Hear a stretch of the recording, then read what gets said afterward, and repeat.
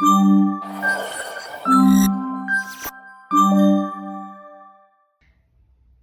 everyone, welcome to Mama Math, your go-to channel for mastering money matters and financial wisdom for the whole family.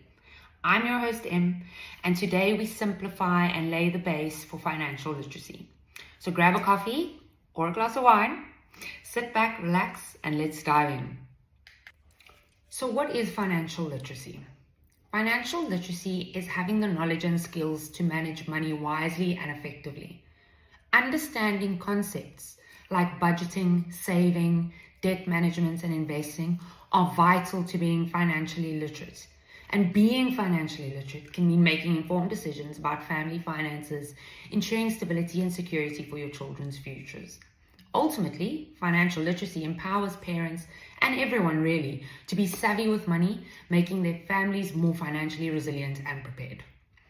It sounds simple, but a lot of people don't actually have the base for financial literacy. What are the 4 elements of financial literacy? As I mentioned previously, the most important are the 4 elements: budgeting, debt, savings, and investing. And we're going to cover all of these in this high-level guide to financial literacy. And then with our e-learning course, we will dive a little bit deeper into each one of these elements. So why is financial literacy important? 66% of adults worldwide are considered to be financially illiterate. 62% of account-owning individuals are also considered to be financially illiterate. That means 62% of people that have either a savings account, investment account, credit card, check account, overdraft, home loan, car repayment, the list goes on, are financially illiterate. And this is scary considering all the costs that are involved in all of these accounts. And if you don't have the information to make informed decisions, you are at a risk. And then above that, 70% of women worldwide are considered to be financially illiterate. This depends on location and demographic, obviously, but it is 70% of the world's population of women are financially illiterate, which is quite scary. So what are some of the benefits of being financially literate? Like, why go through all this effort to educate yourself and to become financially literate? So it can help you avoid costly financial mistakes. It allows you to be in a better prepared situation for financial emergencies. It assists you in achieving your financial goals. You have improved confidence regarding your finances and family finances. You can be a part of the conversation, part of the decision making as well.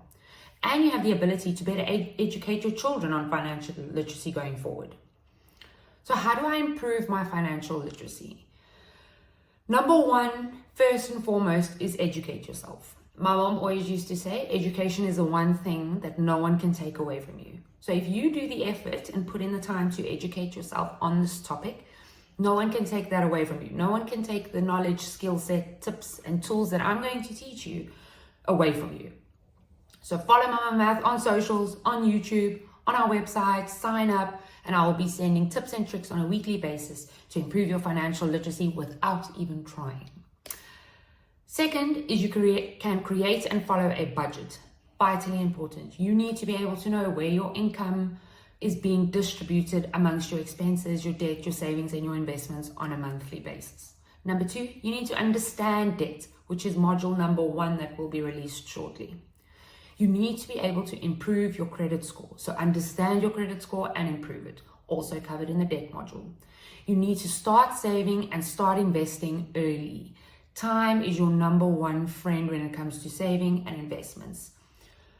Last, but definitely not least, stay informed and stay organized. So we have a Mama Magic community page that you can join with like-minded moms, dads, parents, people that don't have children, that can connect, share information, ask questions, share knowledge, share things that you have learned, and just really make it a safe community space for anyone to ask questions, to reach out if they need help.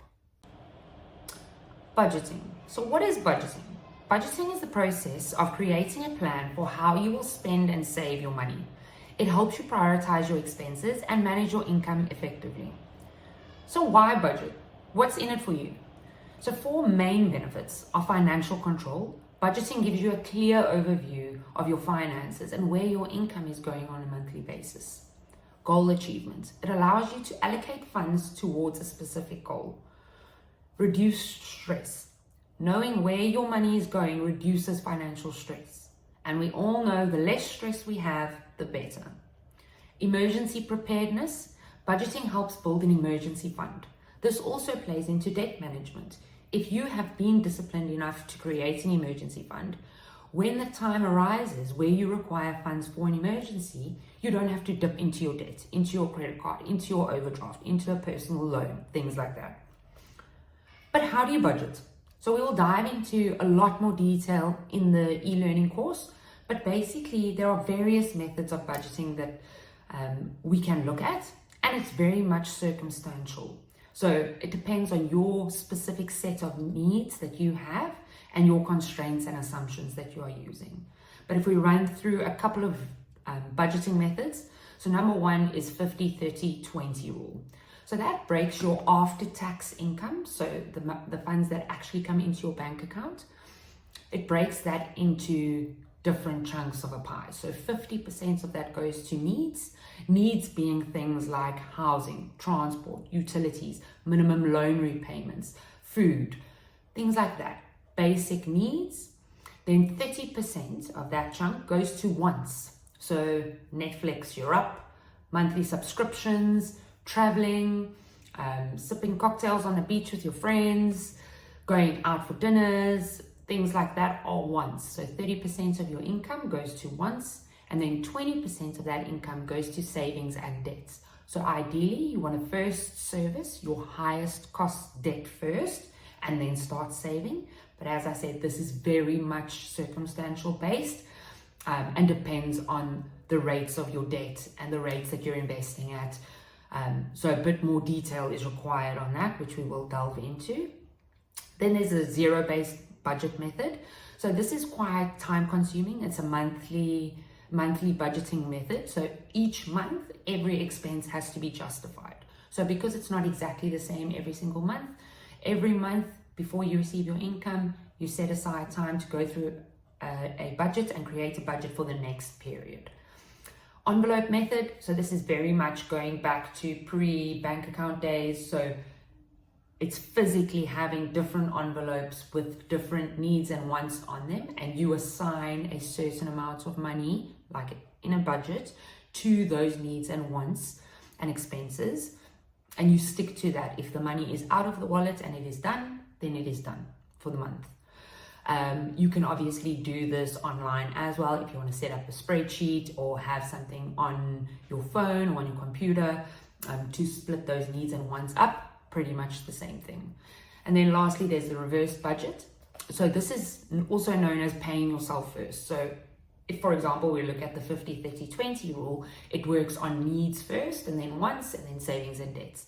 The reverse budget method is the opposite. So you pay yourself first. So you put money away for savings, emergency fund, towards your retirement first.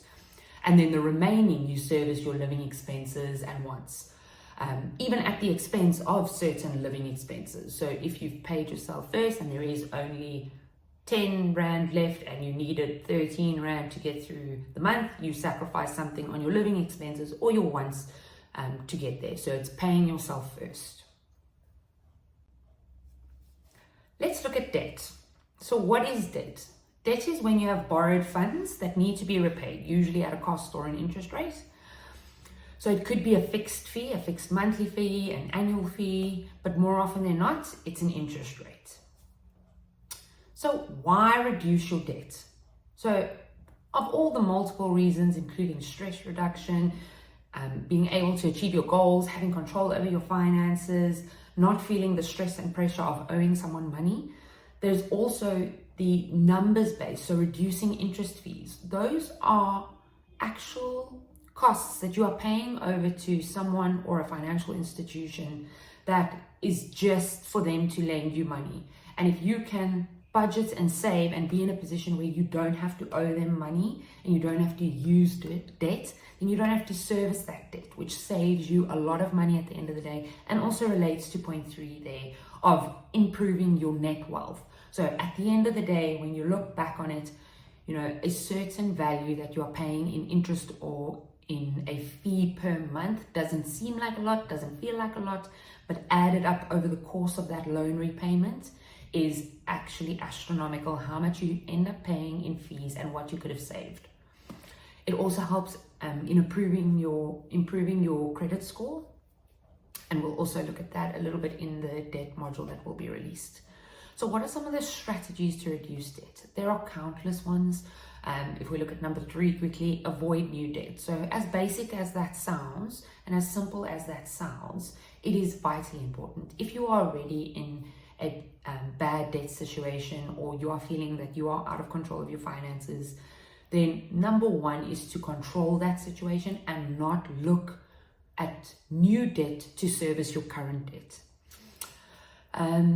If we look at number 1, debt consolidation. So this is usually when you have multiple debts that need to be repaid. So a credit card, a loan, a vehicle loan, and you consolidate that through one loan, usually at a lower monthly repayment than servicing those 3 individually. Number 2, debt settlement. So that is negotiating with your creditors or lenders or the people that you have borrowed from. So a bank, for example, negotiating with them. And if you have funds available, to negotiate that you will settle the outstanding amount that you owe, but at a reduced cost. And then just number 4, debt snowball. And this goes hand in hand with another strategy called debt avalanche, which we will also cover. But debt snowball means if you have, for example, if we use those same 3 debt scenarios, credit card, loan, and vehicle repayment, you start with the smallest debt first. So if you only owe 100 Rand on your credit card, you will start with your credit card, pay that off, and you owe 500 Rand on your personal loan, then you'll move on to that. And then you'll end with the biggest loan. Debt avalanche is slightly different in terms of what it looks at. So debt snowball looks at the actual amount. Debt avalanche looks at the interest rate or the costs of that debt. So debt avalanche says that you service the debt with the highest interest rate. So it could be the lowest amount, for example, the credit card, but it has a high interest rate of 22%. You want to settle that debt as quickly as possible. Once that is settled, you use that same repayment that you've been paying towards the credit card. You add that to the minimum payment that you've been paying on the personal loan. You add it to the personal loan, and then once that's settled, you move on to the vehicle loan. But we will dive into more detail in the debt management module. Okay, on to savings. So what is savings? Savings refers to money set aside from income that is not spent on immediate consumption. So it's money that's kept for future use or emergencies rather than being spent right away.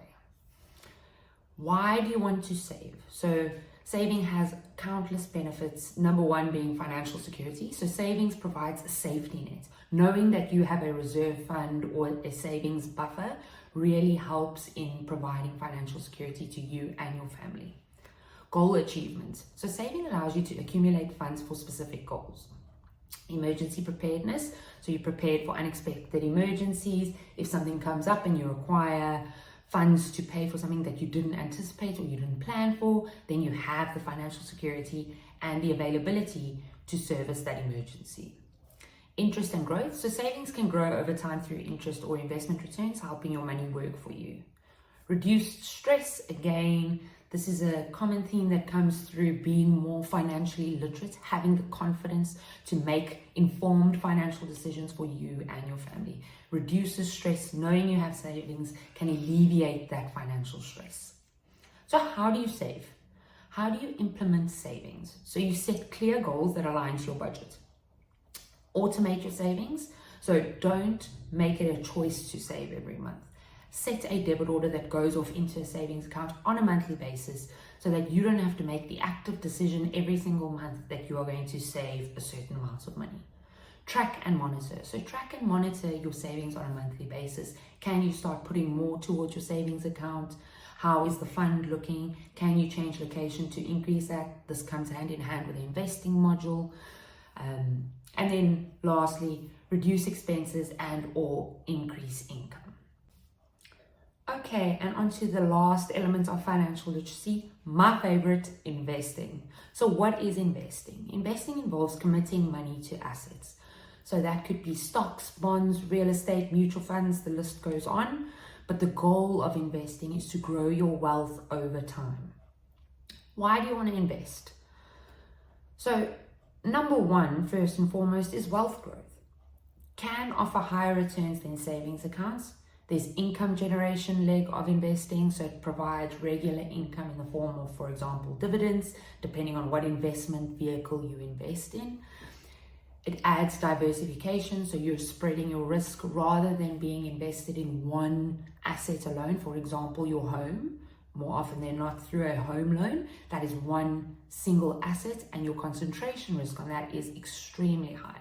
So investing means spreading that risk over multiple assets, which means if the market dips on a certain asset, you are still okay because your portfolio is diversified. Beats inflation, so you preserve the purchasing power of your money by investing. Financial goals, you can fund major goals, which is always great. And compound returns, so accelerate wealth accumulation. We will also dive into more detail in the investing topic on this, but it's phenomenal when you see the difference between simple and compound interest, and how saving a little bit now or investing a little bit now and compounding or reinvesting that interest on a monthly basis and then on an annual basis, what that can accumulate to in 5, 10, 15 years time. How do you invest? So number one is educate yourself. There are a lot of resources out there. Look no further. But educate yourself about investing. What's the best way to go about it? And also seek help if you need help. If it feels overwhelming, reach out to me. You can reach out to me on social media. You can pop me an email or set a meeting and we can meet to go through some of your specific needs, circumstances, and constraints that you have, and what is the best way to go about that. Assess your risk tolerance. This is a massive thing that you need to be able to understand and assess, because it impacts your investment portfolio and whether or not you will be able to stick to your plan in terms of your investment plan that has been laid out over the next couple of years. Diversify. So initially when you start, it is understandable that you have high concentration risk. For example, if we use that example of the home loan, that's understandable depending on your age and where you're at, but as much as possible, try and diversify your portfolio. Start early. The earlier, the better. It might feel pointless investing 1% of your income on a monthly basis, but trust me, in 10 years time, 20 years time, 50 years time, you're going to thank yourself for investing that money now. And then choose your investment vehicle. This is where it relates back to point number one about educating yourself, because it all ties together into what your aim is of the investment. How long you want to keep the portfolio going for. Do you want income? Do you want long-term growth? Are you trying to diversify? All of those things come into play. But I will also provide a lot more detail in the investment module, which will hopefully help you and equip you with the tools that you need to start investing.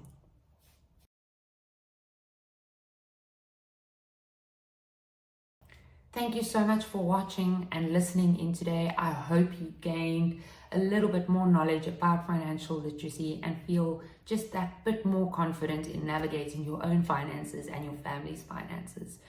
Please subscribe to my YouTube channel, like this video, share this video. If you know of anyone that can benefit or that might find this useful, please do share it with them. Please, I welcome all the comments. If there's something specific that you would like to see, please let me know. I cannot wait to go on this journey with you and build this community. Have an awesome day further.